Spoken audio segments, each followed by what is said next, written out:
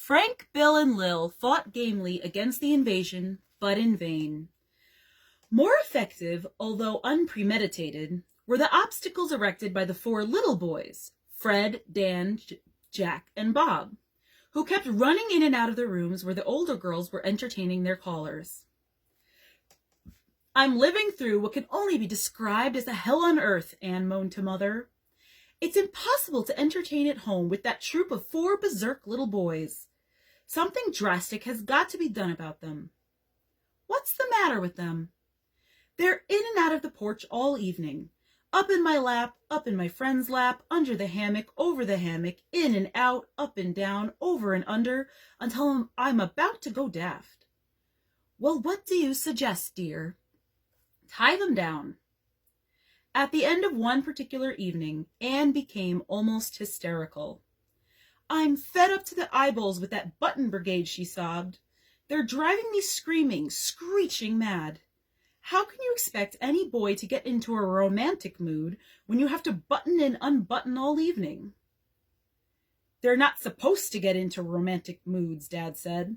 "That's just what we don't want around here." Anne paid no attention to him. "It's, Andy, unbutton me, I have to get undressed. It's, Andy, button me up, I'm cold. It's, Andy, it's 3 o'clock in the button factory." "I tell you, Mother, it's just too much of a handicap to endure. You're going to have to do something about it, unless you want all your daughters to be old maids." "You're right," Mother conceded. "I'll do my best to keep them upstairs the next time you have company. I wonder what 4 sets of leg irons would cost."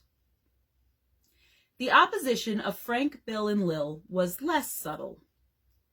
"You want to speak to Martha?" Frank would say in an incredulous voice when one of her sheiks would telephone. "You're absolutely sure? You haven't got her mixed up with somebody else? You mean Martha Gilbreth, the one with all the freckles? Oh, mercy! Don't hang up, please. Are you still there? Thank goodness. Please don't hang up." Then, holding the telephone so that the boy on the other end could still hear him, Frank would shout desperately, "Martha, come quick! Imagine! It's a boy calling for you! Isn't that wonderful? Hurry up! He might hang up." "Give me that phone, you little snake in the grass," Martha would scream in a white rage. "When I get through, I'll tear your eyes out, you unspeakable little brat, you." And then, in a honeyed voice, into the mouthpiece, "Hello? Who? Well, good looking. Where have you been all my life?" "You have? Well, I've been waiting too." "Uh-huh." One of Ernestine's admirers was shy and subdued, and never could bring himself to tell her what he thought of her.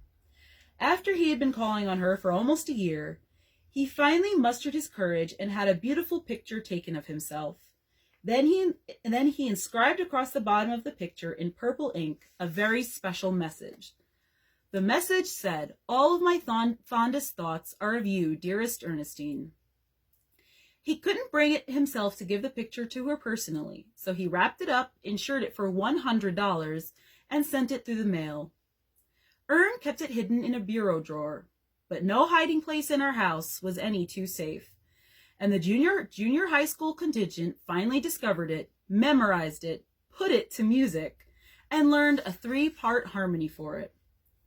The next time the bashful boy came to call, Frank, Bill, and Lil, hidden in a closet under the front steps, started to sing, "All my fondest thoughts, are of you, yes, nobody else but you. My dearest Ernestine, I don't mean Anne, I don't mean Mart, but dearest Ernestine." The shrinking sheik turned a bright crimson and actually cringed against the hat rack, while Ernestine picked up one of Dad's walking sticks and started after the younger set, bent on premeditated, cold-blooded mayhem. As a matter of routine, Frank and Bill would answer the front door when a sheik came to call and subject him to a preliminary going-over, designed to make him feel ill at ease for the balance of the evening. "Look at the suit," Frank would say, opening the coat and examining the inside label. "I thought so. Larky's Boys Store. Calling all lads to Larky's college-cut clothes with 2 pairs of trousers for only $17.50. This fellow's a real sport, all right." "Pipe the snaky socks," Bill would say, lifting up the sheik's pant leg. green socks and a blue tie, and yellow shoes. You kids cut it out or I'll knock you into the middle of next week, the sheik would protest hopelessly. Have a heart, will you? Beat it now and tell your sister I'm here. Frank brought out a folding ruler that he had slipped into his pocket a few minutes before and measured the cuffs of the visitor's pants. 23 inches, Frank told Bill.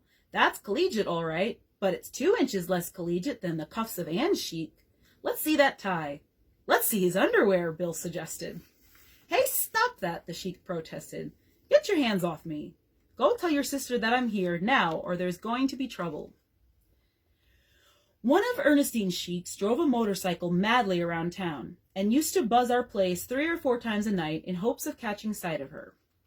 Mother and Dad didn't allow the boys to come calling on school nights, but there was always a chance Ernestine might be out in the yard or standing by a window.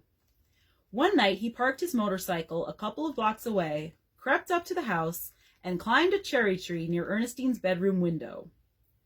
Fortunately for the motorcyclist, Dad was out of town on business. Ernestine was doing her homework and had a spooky feeling she was being watched through the open window. It suddenly occurred to her that she hadn't heard the motorcycle go chugging by the house for several hours, and she immediately grew suspicious. She walked into a dark room, peeked out from behind a shade, and saw the sheik high up in a cherry tree silhouetted against the moon. She was furious. The sneaking, peeping Tom, she told Anne. Good golly, I was just about to get undressed. There's no telling what he might have seen if I hadn't had that creepy feeling I was being watched. The sight probably would have toppled him right out of the tree, Anne said a little sarcastically. Do you think he knows you saw him? I don't know, but I don't think so. Come on, we'll peek out that dark window again, Anne said. If he's still there, I've got an idea. He was still there, and Anne quickly rounded up Martha, Frank, Bill, and Lillian.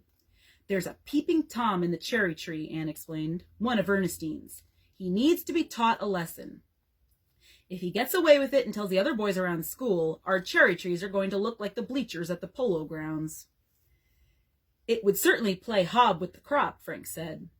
Now, not a word to Mother, Anne continued, because she'll play her part better if she doesn't know what's going on. Ernestine, go back into your room and tease him along. Don't pull down your shades. Comb your hair, take off your shoes and socks, even fiddle around with the buttons on your dress if you want to. Anything to keep him interested. The rest of you, come with me. We went down into the cellar where Anne took some wire and fastened a rag to the end of a stick. The rest of us loaded our arms with old newspapers, Excelsior, and packing boxes. Then outside, Anne poured kerosene over the rag, lighted it, and led a torch parade from the cellar toward the cherry tree. Ernst Sheik was so interested in what seemed about to transpire in her bedroom that he didn't notice us at first. But as the parade grew closer, he looked down. We formed a ring around the base of the tree and one by one deposited our combustibles at the trunk. As the pile of refuse grew, Anne swung her torch closer and closer to it. Christmas, the peeping Tom shouted in terror. Are you trying to burn me at the stake? Don't set fire to that. You'll roast me alive. Precisely, said Anne. Precisely what you deserve, too. If you know any prayers, start babbling them. It was just a prank, he pleaded. Just a boyish prank, that's all. Watch out for that torch. Let me come down. I'll go quietly. Let you come down nothing, said Martha, you evil-minded thing, you. Let you come down and spread the story all over town about how you climbed our cherry tree and put one over on the Gilbreth family? I should say not. Anne swung the torch nearer the pile of refuse. Look out, the peeping Tom shrieked. You wouldn't roast me alive in cold blood, would you? By God, I believe you would. Of course we would, Frank said. Dead men tell no tales. Ernestine stuck her head out of the window. Have you got him trapped? She called. Good. I've been fiddling with the buttons on my dress so long I'm about to wear all the skin off the tips of my fingers. Is he who I think he is? None other, said Anne. Motorcycle Mac himself, in the soon-to-be seared flesh. Treed like a tree toad in a tree. Don't cremate him until I get down there, Ernestine begged. I want to see the fun. Motorcycle Mac was alternately whimpering and cursing when Ernestine joined the ring around the cherry tree. "I always thought he was a nasty boy anyway," Ernestine said. "Sheiks are hard to find, and goodness knows I don't have too many of them. But he's one I'll be glad to sacrifice." "I don't blame you," said Martha. "He's a particularly disagreeable one, all right. He's even a crybaby. I hope when it comes my time to cash in my chips, I'll be able to go out with a trace of a smile on my beautiful lips, like Wally Reed." "Yes," said Anne, "I have the feeling that if anyone has to be cremated, it wouldn't happen to a more objectionable sheik." We had counted on the commotion to attract Mother's attention, and now she opened her window and put her head out. "What in the world's going on out there?" she called. "What are you doing with that torch? Which one of you is swinging it? That doesn't look safe to me, children." "I have it," Anne said. "It's all right, Mother. We've trapped a skunk up in the cherry tree, and we're trying to make him come down." Mother sniffed the air suspiciously. "I thought I smelled something," she said. "Now listen, children, I don't think you ought to burn up that cherry tree for any old skunk. Your father is devoted to that tree, and he's devoted to cherry pie. Just come on in the house, and let's see if the skunk won't come down and go away by itself." "Oh, we weren't really going to burn the tree," Ernestine giggled. "We just wanted to scare hell out of the skunk." "Ernestine, I forbid that kind of Eskimo language," Mother said in a shocked tone. "Now I think you'd better come into the house, all of you. It's bedtime, and even a skunk is entitled to some peace and quiet. You've scared him enough for one night. I'll bet his eyes are about to pop out of his head with what he's seen tonight." Mother disappeared inside the window. "I'll bet," Ernestine said for the benefit of Motorcycle Mac, "that his eyes were about to pop out of his head with what he thought he was going to see. Now slink down out of that cherry tree, you rat, you."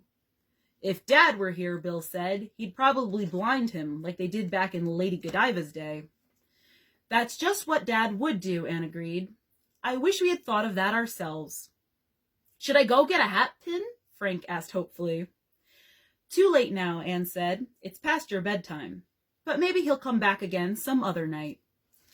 And that is the end of chapter 18, and tomorrow night we will continue with chapter 19. Have a good night, everyone.